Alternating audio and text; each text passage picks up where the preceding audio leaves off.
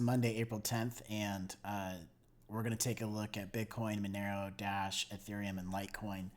Um, as I started to make this video, some things started to develop. Bitcoin's been in a range, and it's starting to break down below 1,200, and some of the altcoins are starting to move up. So I'm going to blog this as I see it now, and then the next few hours should be very interesting. But first, I just want to take a look at Bitcoin here, and let's take a look and draw our attention to Bitcoin hit a low below 900, like March 25th, somewhere around there. And that was less than 17 days ago, 16 days and 18 hours. So just a little over 2 weeks. Bitcoin is up. So here's your time bar. Here's our price bar. Bitcoin is up almost 37% in almost 17 days. So, that's a pretty tremendous run. Now, Bitcoin's done this before. And that kind of a run at this level of price, I think it just may be tired. It just may be there. The technicals don't necessarily say that. But, taking a look at where Bitcoin's been in the last 17 days, that's a pretty phenomenal run. I'm going to turn that off and we'll take a look at the Ichimoku cloud. So, Bitcoin still started out down here 17 days ago, got through the red, still looks pretty strong here. What I'd be looking for is for a TK cross, for the blue line to come down and cross the red. The red is moving up towards the blue to close that gap because we've been sideways. That blue crosses the red, the Tenkin and the Kijun. Then, we should be starting to head towards the cloud. We touch the cloud, the likelihood is we'll kind of through the cloud. So that's something to take a look at. Let's also take a look at pivots. So this might be a little harder to read, but this basically says the next pivot down is 11:30ish, and then below that is 10:55. The resistance that we're butting up against 1224, but we've really had a tough time with about 1210. I think we touched 1220 a couple of times. So if Bitcoin is at 1200 now, if it breaks down much further, I think that's going to validate that it's going to start to keep going lower and lower and maybe potentially hit one of those pivot points. So coupled with that, let's take a look at Monero. Now, maybe like 3 or 4 videos ago, I said that there was this descending triangle. And when it broke below the triangle, I said, well, that's bearish. Monero's probably headed to .014. And a lot of people were saying that. I wasn't the only one that saw that pattern. Well, what I didn't see and what it actually did is it came down to the next Fibonacci level and then turned on a pivot, which is pretty impressive. So it hit that Fibonacci, came back up above the triangle, so negated this descending triangle pattern, bounced around a little bit. Now what I've drawn in here, let me pull out this triangle that's no longer valid, is we have the Fibonacci 50% right here, and I drew in an Elliott wave. So the Elliott wave could go 1, 2, then it'll come up to 3, just above the 61% to about .019. It'll come back down somewhere below that, but it can't go below the 1. So I think the 4 is going to be somewhere in here. And then potentially come back up to visit the next Fibonacci. So it's .021.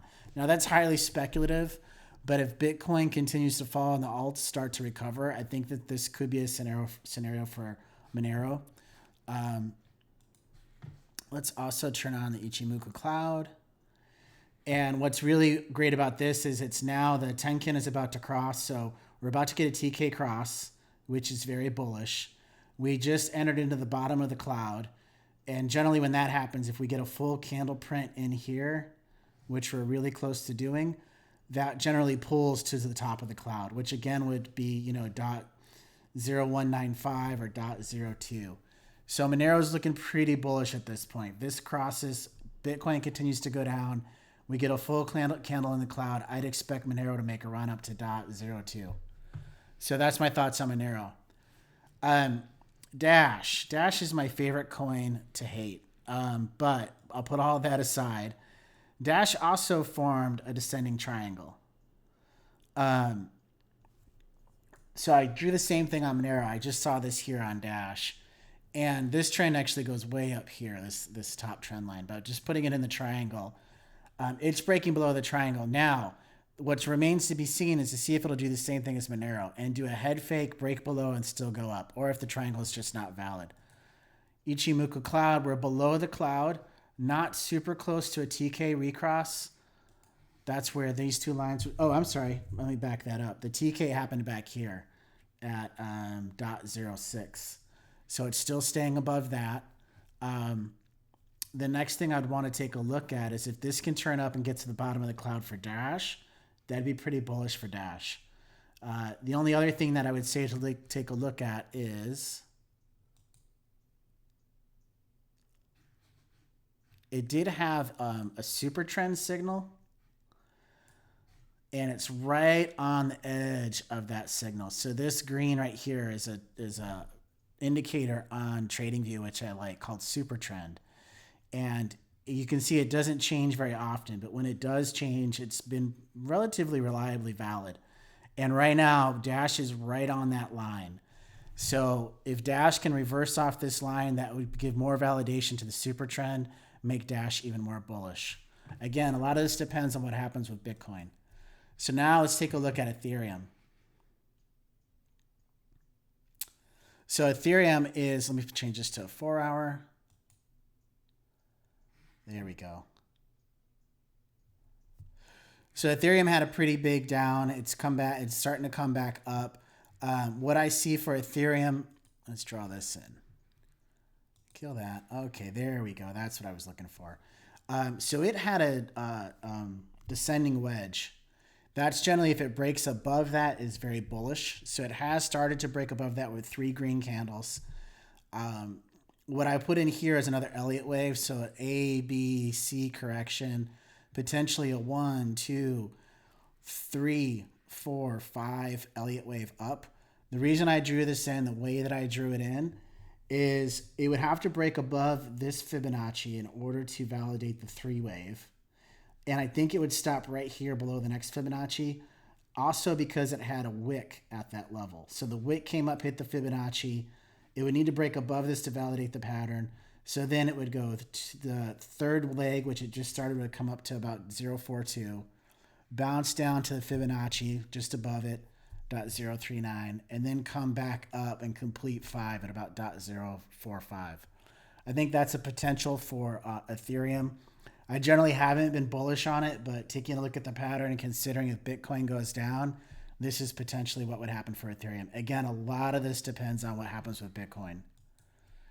As a matter of fact, I'd say all of these charts would be null and void if Bitcoin reverses and goes north again.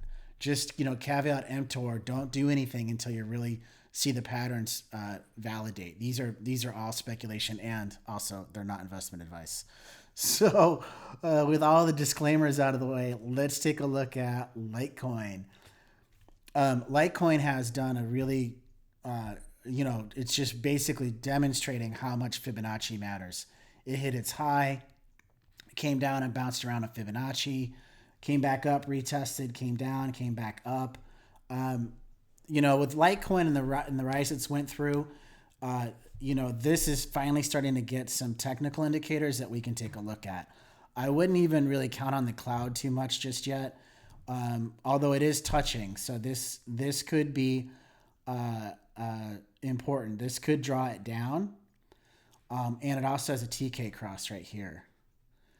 So that's actually a little bit bearish for Litecoin. However, that can reverse in a second if Bitcoin continues to go down. This candle is actually already showing that that's possible. So I really wouldn't mess with Litecoin right now. All hands depend on Bitcoin and what it does. I think of the ones that we covered, Monero and Ethereum have the most bullish potential in their charts. I prefer Monero. I actually longed some Monero about an hour and a half ago. So those are the ones that I favor. Bitcoin is still the king, and whatever Bitcoin does will affect everything else. So watch Bitcoin. Any breakdowns below 1190 start to confirm take a look at your altcoin portfolio, see if you want to rebalance, and we'll take a look at how this played out in the next video. All right, guys, happy trading.